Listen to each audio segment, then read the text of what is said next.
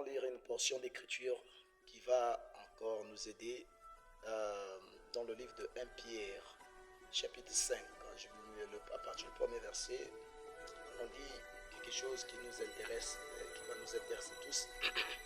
Excusez-moi, la Bible nous dit souvent, voici les exhortations que j'adresse aux anciens qui sont parmi vous. Moi, ancien comme eux, ça c'est Paul qui dit, témoin des souffrances de Christ et participant de la gloire qui doit être manifestée. Ça se dit dans le livre de 1 Pierre, chapitre 7, verset 1er. Dans le verset 2, il dit, que c'est le troupeau de Dieu qui est sous votre garde, non par contrainte, mais volontairement selon Dieu, non pour un gain sordide, mais avec dévouement.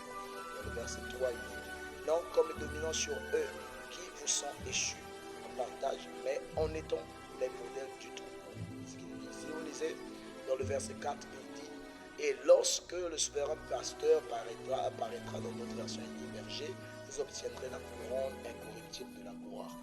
Dans le verset 5, il dit, de même, vous qui êtes jeunes, soyez soumis aux anciens, et tous dans vos rapports mutuels, revêtez-vous d'humilité, car Dieu résiste aux orgueilleux, mais il fait grâce aux humbles.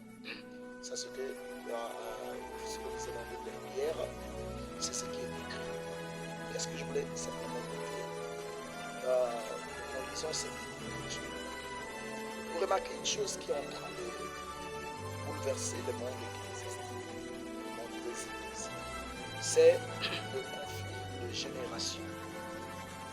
D'un côté, il y a des jeunes, de l'autre côté, il y a des anciens.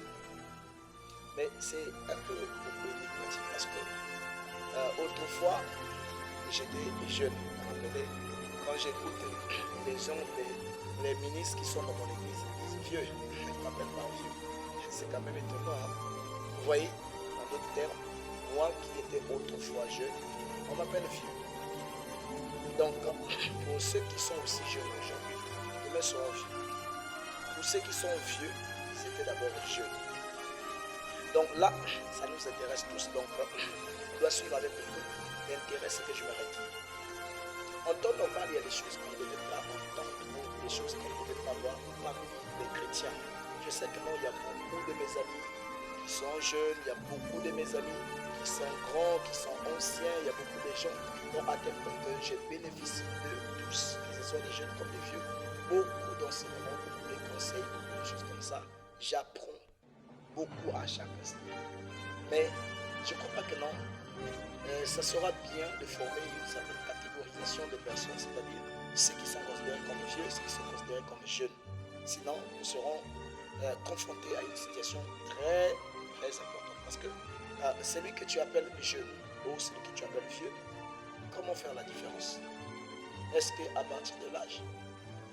Est-ce qu'à partir de 50 ans, 60 ans, 70 ans? Parce que j'ai vu déjà beaucoup de gens qui sont beaucoup plus âgés que moi, mais ils sont jeunes dans le service du Seigneur. Il y a des gens aussi qui sont moins âgés que moi et qui sont plus vieux dans le service. Donc, s'il s'agit de faire cela, ça sera beaucoup plus humain. Ils ne vont pas faire cela. Vous savez que non, ceux qui sont vieux aujourd'hui, ils ont été jeunes. Vous n'avez pas le droit de manquer d'égard, de mépriser. Parce qu'aujourd'hui, on a une grande église, de mépriser celui qui est jeune. Vous n'avez pas le droit, ce n'est pas chrétien, de le faire. Vous n'avez pas le droit de vilipender quelqu'un, de faire de telle sorte que, parce qu'il est jeune, qu'il ne soit pas accordé, sinon il ne peut pas être à notre niveau, tout cela. Ça devient comme un groupement de sorciers. On ne peut pas faire ce genre de choses, parce que vous avez été jeune. Vous ne devez pas le faire. Ça ne veut pas dire que non, avant que quelqu'un soit avec vous, ça doit être quelqu'un qui doit vous lécher les bottes, qui doit s'agenouiller devant vous. Il n'y a pas de grands pasteurs, il n'y a pas de vieux pasteurs. On ne doit pas faire ce genre de choses-là. Vous pouvez faire par exemple 50 ans dans le ministère, mais celui qui n'a à peine une année, 2 ans dans le ministère, parfois, Dieu a travaillé plus avec celui-là que vous. Donc l'homme n'a pas le droit de faire ce genre de choses. Donc, mais de l'autre côté, vous voyez que non, on est jeune. Tu te dis jeune, mais demain tu vas être vieux. Mais quel sera ton sort? Qu'est-ce que les jeunes diront devant toi? Chaque chose que vous allez trouver, les générations qui passent, Une génération passe, une génération plus forte se lève. Mais il n'y a aucune génération qui doit mépriser les autres. Prenons par exemple le cas de Luther.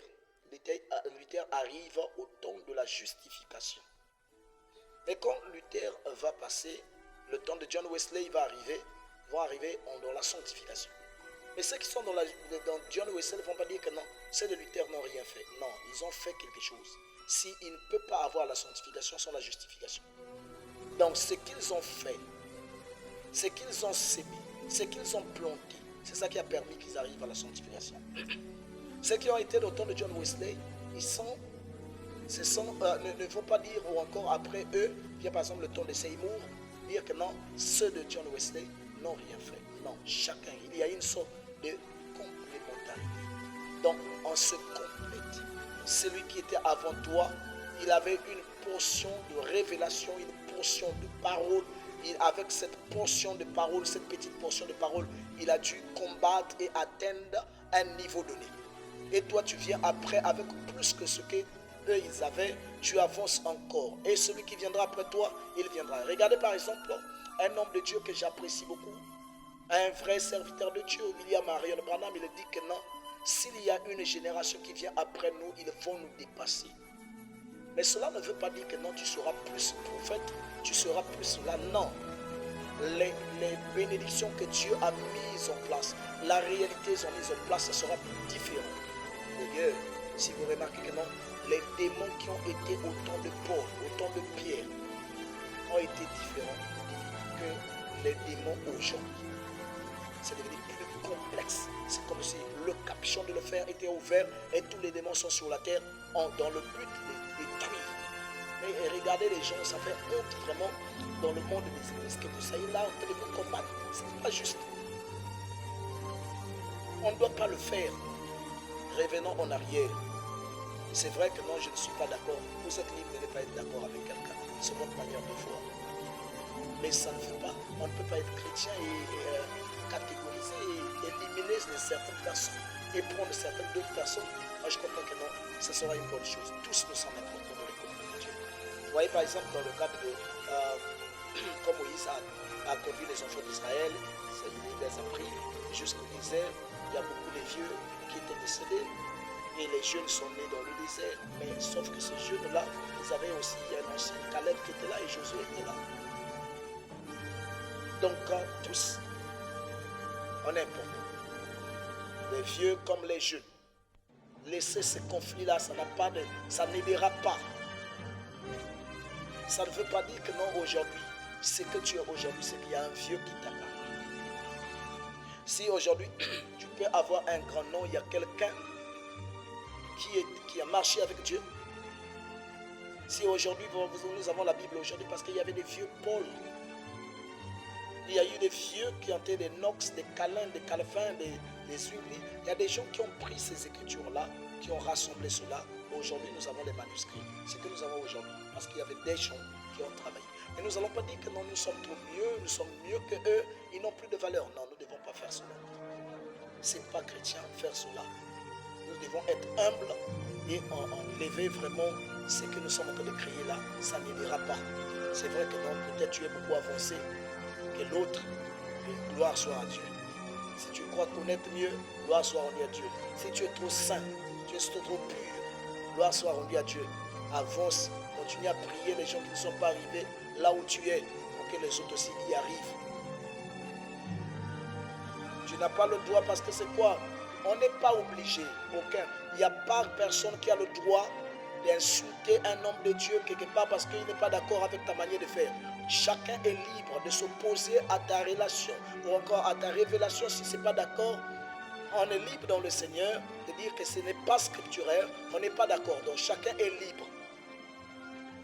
Ça ne veut pas dire que quand quelqu'un s'oppose à ce qu'une autre personne dit, vous devenez des ennemis. Non.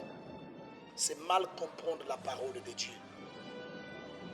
J'ai déjà entendu des gens chanter que non, si les gens parlent mal de moi, si les gens me méprisent, ce n'est que pour mon bien. On doit bénir Dieu. Vous voyez, ces chansons-là, vraiment j'ai apprécié cela. Donc vraiment que Dieu nous aide vraiment à comprendre que malgré tout ce que nous sommes dans la même équipe, nous sommes les enfants de Dieu. Il ne doit pas avoir cette différence-là. Et Pierre nous dit cela dans des relations entre anciens et jeunes. Il ne faudrait pas qu'il y ait cela. Il faudrait qu'il y ait du respect. Celui-là qui était avec moi, avant moi, et je dois accorder du respect pour le travail qu'ils ont battu, qu'ils ont effectué.